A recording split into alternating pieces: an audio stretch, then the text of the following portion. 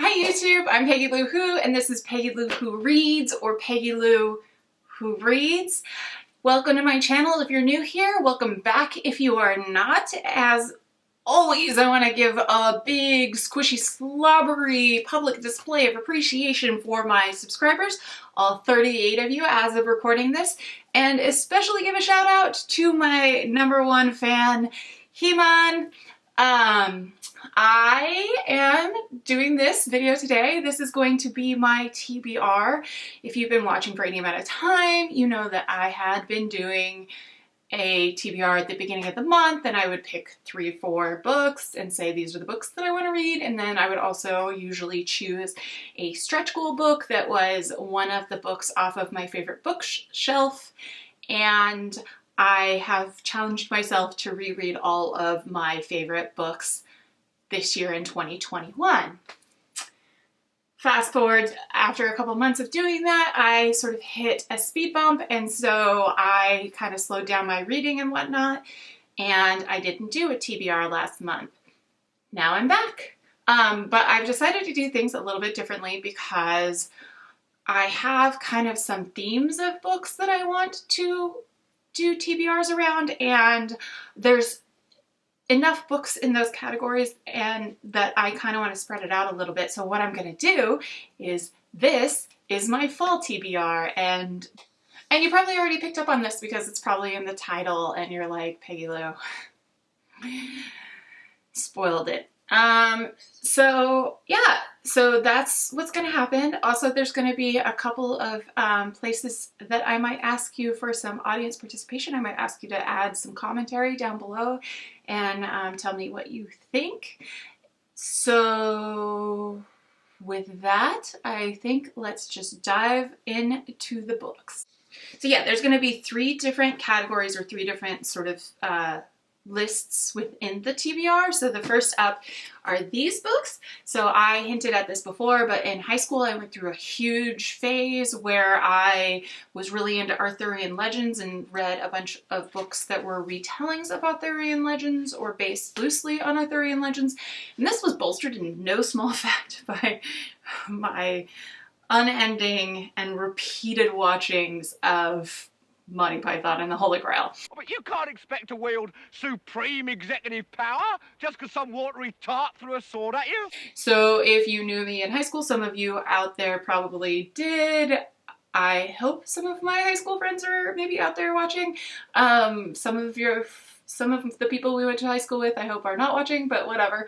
Yeah, so we watched Monty Python and the Holy Grail almost every weekend, and then I watched it in between because I was a big old dork for Monty Python humor.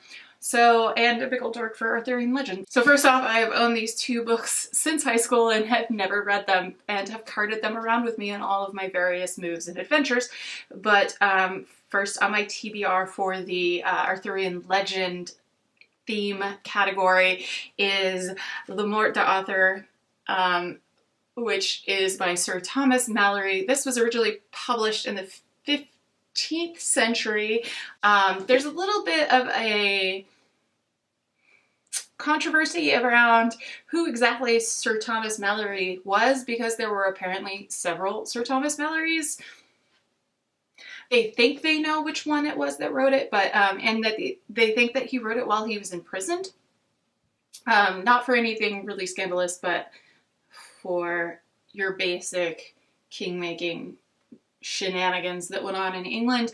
And so this is the first sort of compilation of the Arthurian legends, both from the French and English sources, all together in 1 volume, or actually, in my case, 2 volumes, because I have a 2-volume set.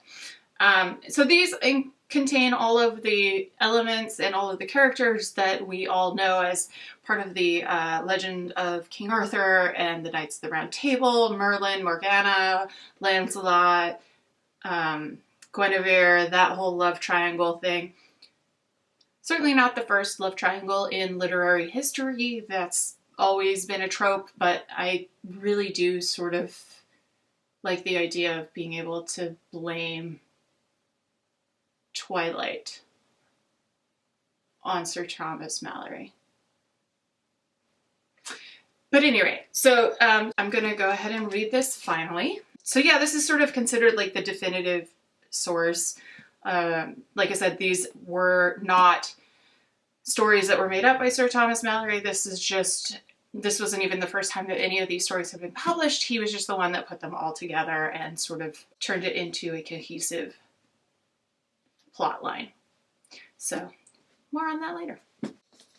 Next up is going to be Legendborn by Tracy Deon. Uh-oh, should have looked it up, but I didn't. Whoopsie. Deon. And so this is a YA young adult fantasy novel that is a little bit Arthurian legend and a little bit dark academia. So the lead character is a girl who ends up at a program at UNC Chapel Hill. And whilst there, she witnesses a magical attack, and she comes to realize that there is sort of a secret society that traces their lineage back to the Knights of the Round Table, and they call themselves Merlins. And so this is very loosely a Arthurian legend, sort of modern day retelling. Oh, and by the way, it's the first in a series. Of course it is. Next up is Half Six of Shadows by Laura Sebastian, another novel that I got from the Book of the Month Club.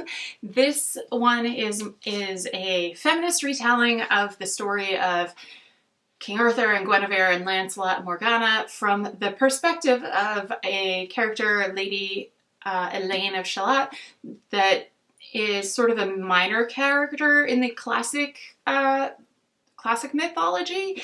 And so she is sort of offhandedly mentioned in the tales in Sir Thomas Malory's retelling as having died of heartbreak for unrequited love for Lancelot, because obviously Lancelot, again, that little love triangle situation. So this is a novel that puts her at the forefront and makes her the point of view character. My next set of TBRs, the next theme, this is the theme that you have all been waiting for, and dare I say it, I was born for it. This is the spooky books TBR that I'm gonna scare the crap out of myself. It's gonna be great. First up is House of Leaves by Mark Z. Danielewski. So this is a horror in an alternative narrative format. So this House of Leaves started as this is the story about the book that is the book. This is going to get complicated, especially because I haven't read it yet. So like I just know that what I've read about it. So originally was just a bundle of papers, some of which ended up on the internet, got added to, got lost, and that was passed around the underground by marginalized youth such as musicians and tattoo artists and programmers, strippers, and environmentalists.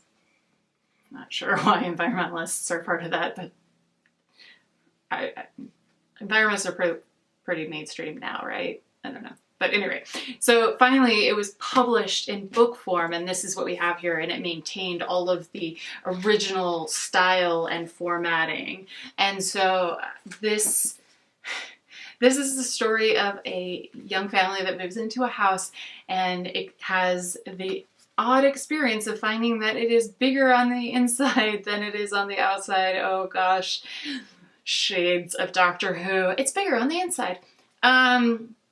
And so their children go missing, and they are hearing the voices of their children in this strange house that is much bigger on the inside. That's about all I know about it. It's supposed to be really good. It's supposed to be really creepy. It's a chunka. This one is heavy.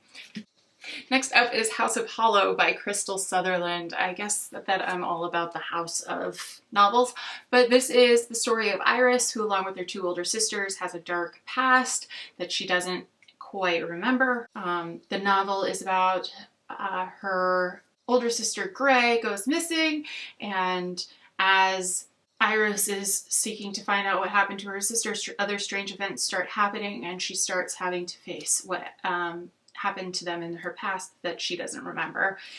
This has sort of been explained to me as a little bit mystery, a little bit horror, and a little bit fantasy, so all of the things that we enjoy here on Peggy Lu Who Reads.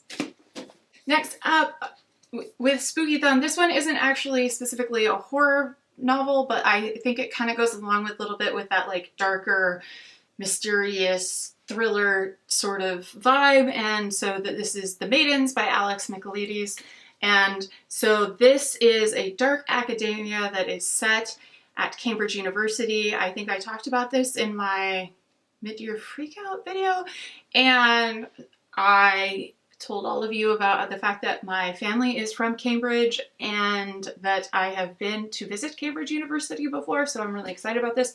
This is a story about a therapist who is seeking answers about a secret society at Cambridge University called the Maidens. It's an all-female secret society, and there is a classics professor that is believed to be a murderer, and so it's like delving into the mystery of, did the classics professor commit this murder, and whether or not or how the Maidens are involved. Next up in Spooky-thon is going to be Home Before Dark by Riley Sager. This is a haunted house novel, and it is about a woman, Maggie Holt. Her and her family moved into this house in the Vermont woods when she was a small child, and they stayed only a few weeks before they had to escape for their lives in the dead of night. Her father went on to write a nonfiction about what they saw and what happened to them there. Maggie doesn't remember it personally and doesn't believe the narrative that her father tells in his book about ghosts and paranormal activity because she doesn't believe in those things. She is coming back to the house after many years when her father has passed away and she's inherited the house. She's come back to sort of renovate it and get it ready to be sold. And she discovers that many other people in the area who were implicated in her father's story don't really appreciate the infamy that they've gained from being part of this book that became a phenomenon around the world. And as Maggie is trying to renovate the house, she starts having some strange experiences. And the final book in my Spooky-thon isn't actually going to be very spooky, but it is From Here to Eternity by Caitlin Doughty. So Caitlin Doughty is a YouTuber and a mortician who advocates for alternative and green burial practices and afterlife care. So she is a practicing mortician in Los Angeles where she advocates again for in-home funerals where people bring their loved one home and care for them and present them in the home for their grieving ritual, and then are buried in either green burial or other more sustainable ways of preparing a person once they've passed on. Caitlin Doughty is, I think, a founding member of the Order of the Good Death. She's also Ask a Mortician here on YouTube, and she's someone that I really enjoy because she's someone that makes me feel okay about some of my more macabre and gothic, morbid curiosities and interests, because she really handles these topics with humor and compassion and humility in a way that I really appreciate. She's also, I mean, when I say that she deals with them with humor, I find her to be just a hilarious human being. Also, it's because of Caitlin Doherty that I know about water cremation, which is what I'm interested in happening to my remains. Although it's not available in my area yet, but I'm hoping to last a little few more years longer until I can get an aquamation. But this is a nonfiction book by Caitlin Doherty that details her traveling around the world and exploring different funeral and afterlife practices from different cultures that are very divergent from our Western civilization view on funerals and afterlife care. So it kind of goes along with the theme of spooky. And the last category of this very long TBR, you might have guessed it, these are going to be my rereading my favorites books. So first up, and it kind of goes along a little bit with the spooky-thon. All those books are piled up over there. That's why I'm like looking over there and pointing over there. But it kind of goes along with the spooky-thon. And so my first off of my favorite shelf is The Devil in the White City by Erik Larson, subtitled Murder, Magic, and Madness at the Fair That Changed America. So this is a nonfiction history book about the 1893 Chicago World's Fair, the Columbian Exposition, and it is the first Erik Larson book that I read. And the thing that I like about Erik Larson's books is that he tends to take an event in history and then sort of juxtapose two different stories. So in The Devil in the White City, Erik Larson juxtaposes the story of Daniel H. Burnham, who is the main architect that is putting together the fair, with the famous serial killer H.H. Holmes, who was active in Chicago during the time of the fair. He was a pharmacist who also ran a boarding house in the same building as his pharmacy, and he rented out his room to mostly young women who went missing and later were discovered to have been victims of H.H. Holmes during the time of the fair. So he sort of goes back and forth between telling the story of how the fair came to be, while at the same time how the serial killer was tracking victims and taking advantage of people. But it's just a really interesting juxtaposition because it sort of bounces off these really creative type of people who are trying to put on a really great fair and have all these pressures put upon them, but also at the same time details this also very freaky, scary true crime story. So that is the city, so that's The Devil in the White City that I will be rereading this fall as well. And then finally on my TBR for this fall and in my category of favorite books is The Collected Poems of Dylan Thomas. This is on my favorite bookshelf, but like it's a little bit of a misnomer. I've actually never read this book. I've read most of these poems. I've flipped through this book and read most of the poems in here, and I've loved Dylan Thomas's poetry for a really long time. However, I've never actually sat down and just like actually read the whole thing cover to cover. So I'm rereading this allegedly. So Dylan Thomas was a famous Welsh poet who was also famous for being drunk, but we'll forgive him for that. And he also wrote short stories and other things, but I really love his poetry.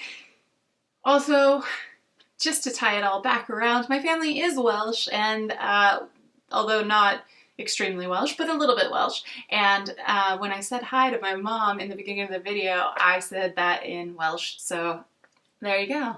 It all comes back around. So yeah, those are the books that I'm planning on reading this fall. And now back to the viewer participation that I mentioned at the beginning of the video.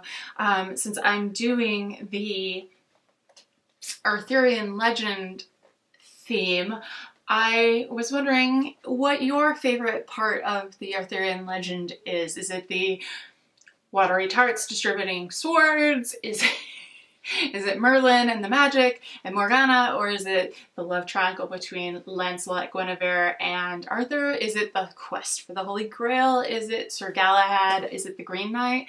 Please tell me below, or give me your favorite quote from Monty Python and the Holy Grail, or a link to a clip from your favorite part of the Holy Grail, or tell me your favorite classic campfire ghost story in the comments down below. And so if you made it this far and you haven't yet, maybe consider subscribing, hit the bell for notifications so you can find out every time I post new videos. I will probably be posting some videos about my thoughts on these books and maybe some read-alongs or some vlog style of me being scared out of my pants by some of these books. And if you like this video, please give it a thumbs up. Consider sharing on your social media so that I can grow my channel and someday get Book of the Month to sponsor me, because they don't yet. And if you really hated this video, I'm sorry, but like whatever, like why are you even here? And if you really, really, really, really, really loved it, go ahead and thumb it down. And, and until next time, read well. So in The Devil in... changed out the card. Next up in Spooky-thon read-along is going to be Home Before Dark. I know it's not a house of, but it is a home, etc. Her two older sisters, one of whom... And in this case, it's told...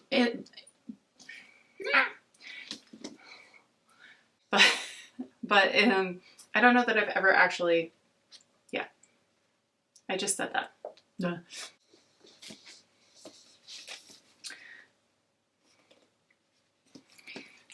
The main architecture, yeah, he also wrote